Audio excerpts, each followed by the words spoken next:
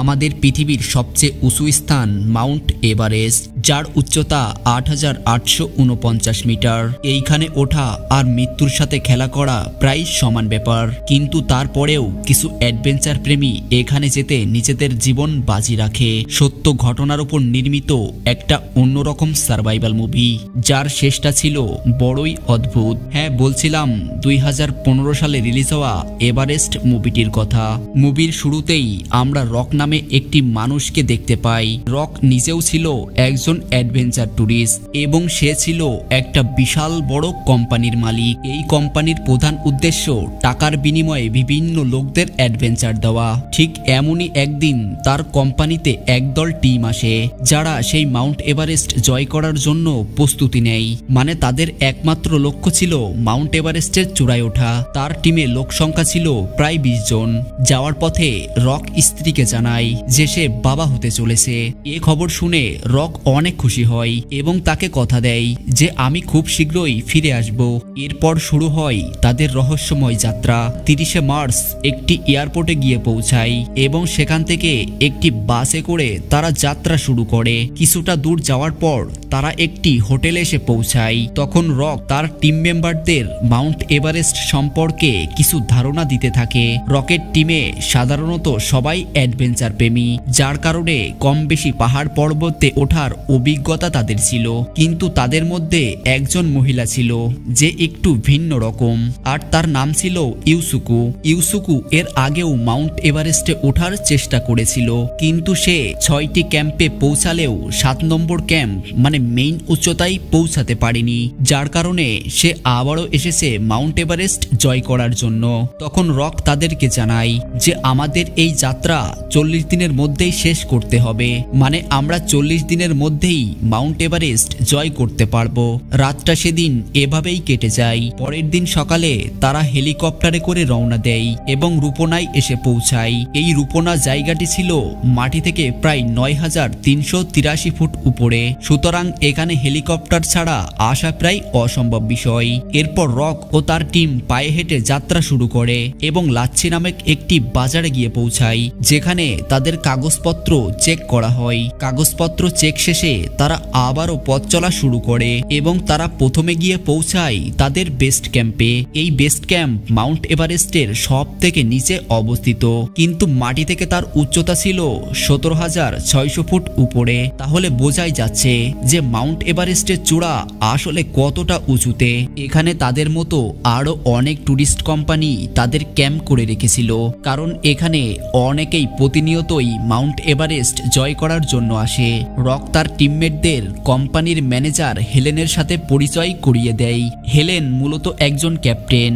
এই ক্যাপ্টেনের কাজ হচ্ছে সকল পর্বত আরোহীদের উপর নজর রাখা, মানে এভারেস্টে ওঠার জন্য যে দড়ি বা মই এবং আরো প্রয়োজনীয় জিনিসপত্র লাগবে সেইগুলো এই ক্যাপ্টেন তাদেরকে দিয়ে সহায়তা করবে। এর কিছুক্ষণ পর তাদের ক্যাম্পে ক্যারোলিন নামে একজন চিকিৎসক আসে।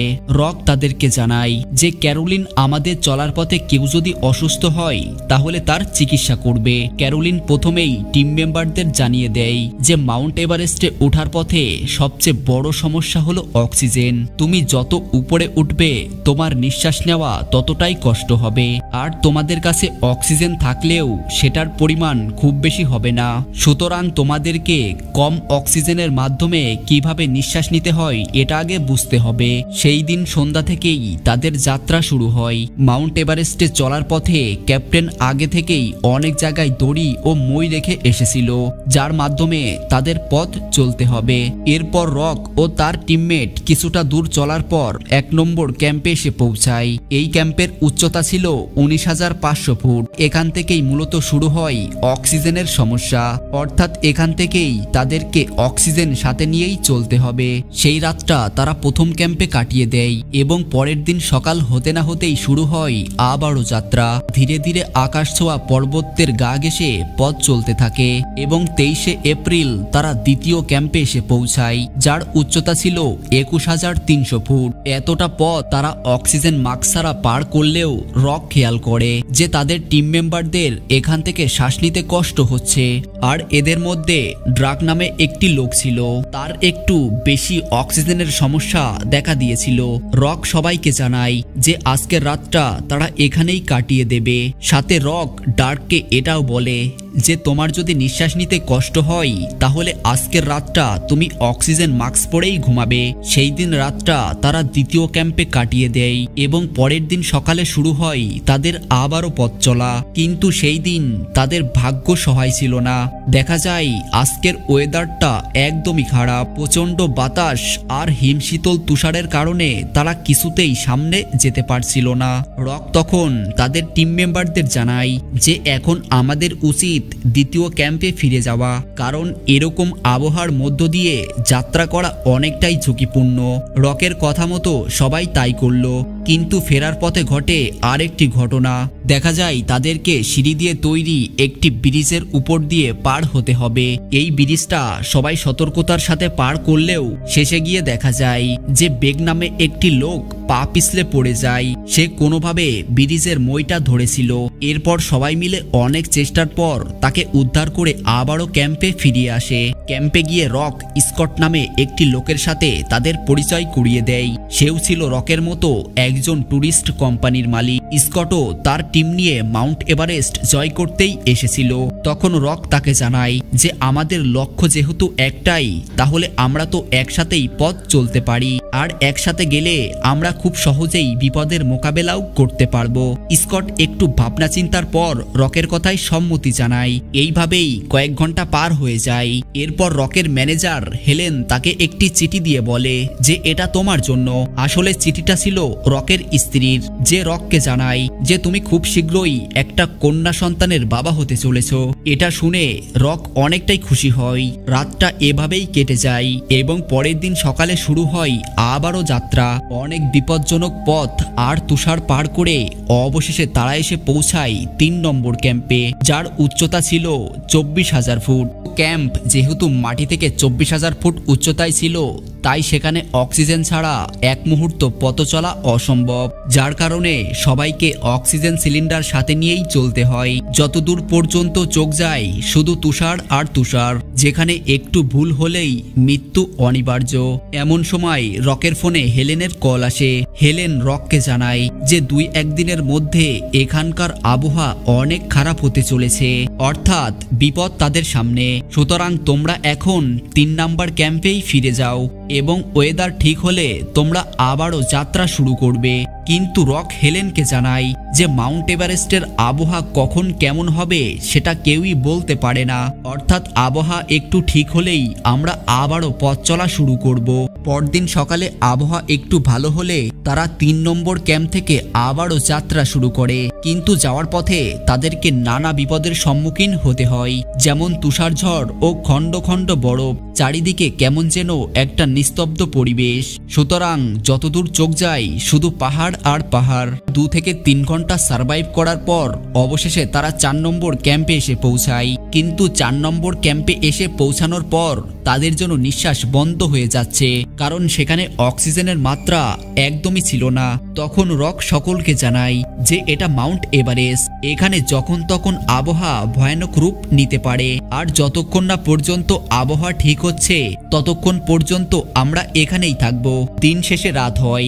রক দেখতে পেল যে আবহাওয়া এখন আগের থেকে অনেকটাই ভালো। এরপর তখন সে ভাবে যে এটাই একমাত্র প্রকৃত সময়। রক তখন সবাইকে ডেকে বলে যে আবহাওয়া এখন অনেকটাই ভালো, আমাদের উচিত এক্ষুনি বেরিয়ে পড়া। তখন স্কট রককে বলে যে তার শরীরের অবস্থা এখন একদমই ভালো না, তাই সে ৩-৪ ঘন্টা রেস্ট নিয়ে আবারও যাত্রা শুরু করবে। রাত তখন ১২টা। দেখা যায় রকের কথা মতো সবাই আবারও যাত্রা শুরু করে। ৪ থেকে ৫ ঘন্টা সার্ভাইভ করার পর ভোর ৫টা নাগাদ ২৭,৬০০ ফুট উচ্চতায় এসে বেক অসুস্থ হয়ে পড়ে।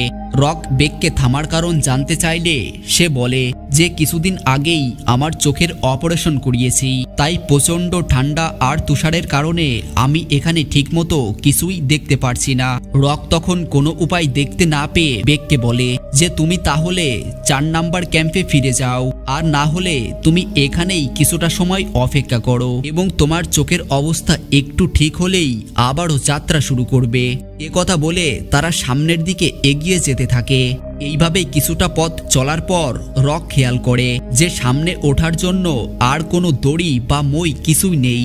রক তার ম্যানেজার হেলেনকে কল করে এই বিষয় সম্পর্কে জানতে চাইলে হেলেন তাকে সরাসরি জানিয়ে দেয় যে ওই স্থানে আবহাওয়া খারাপ হওয়ার কারণে সমস্ত ক্যাপ্টেনরা সেখান থেকে চলে যায়, যার কারণে সেখানে কোনো দড়ি বা মই লাগানো সম্ভব হয়নি।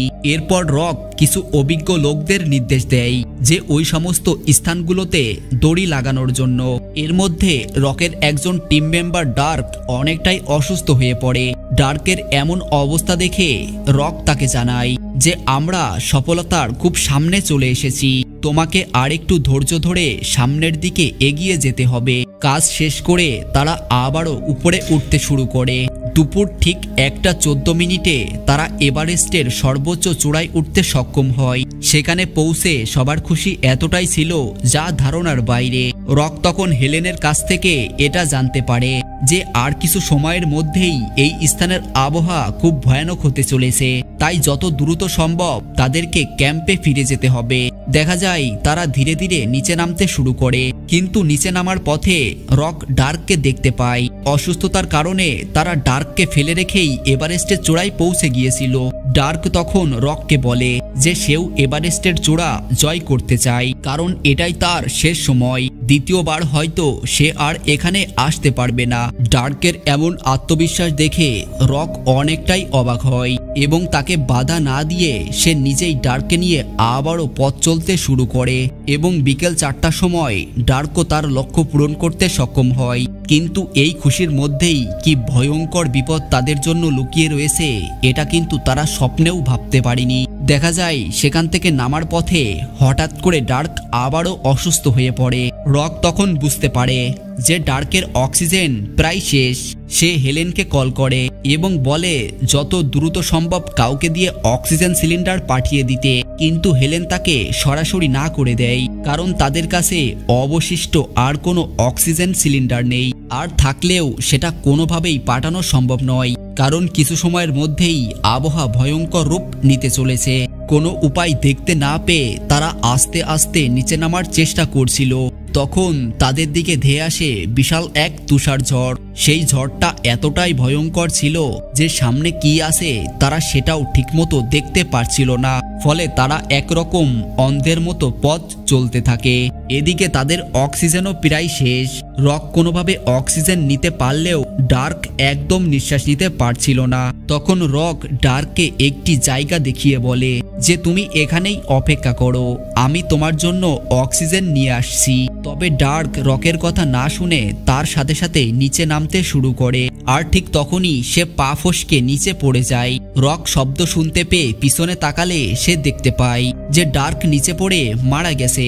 ডার্কের এমন মৃত্যুতে রক অনেকটাই ভেঙে পড়েছিল এবং ভোর 5টার সময় রক হেলেনকে ওয়্যারলেসের মাধ্যমে জানায় যে যত দ্রুত সম্ভব তাকে যেন সে সাহায্য করে, কিন্তু বেস ক্যাম্প থেকে তাকে বারবার এটাই বলা হচ্ছিল যে সে যেন সামনের দিকে আস্তে আস্তে করে এগোতে থাকে, কারণ আবহাওয়া তখন এতটাই খারাপ ছিল যে ওই মুহূর্তে তাকে উদ্ধার করা প্রায় অসম্ভব।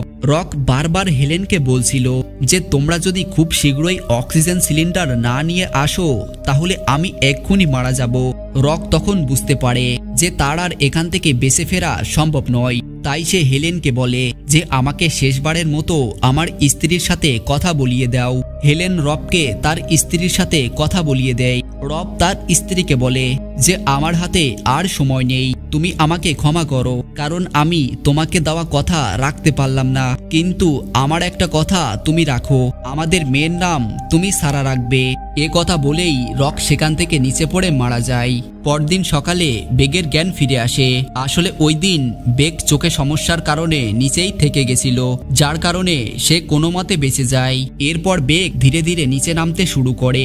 নিচে বেগকে দেখে সবাই অবাক হয়ে যায়, কারণ তারা ভেবেছিল যে উপরে থাকা সবাই সেই ঝড়ের কারণে মারা গেছে। এরপর বেগকে দ্বিতীয় ক্যাম্পে আনা হয় এবং সেখান থেকে তাকে একটা হেলিকপ্টারে করে নিয়ে যাওয়া হয় চিকিৎসার জন্য।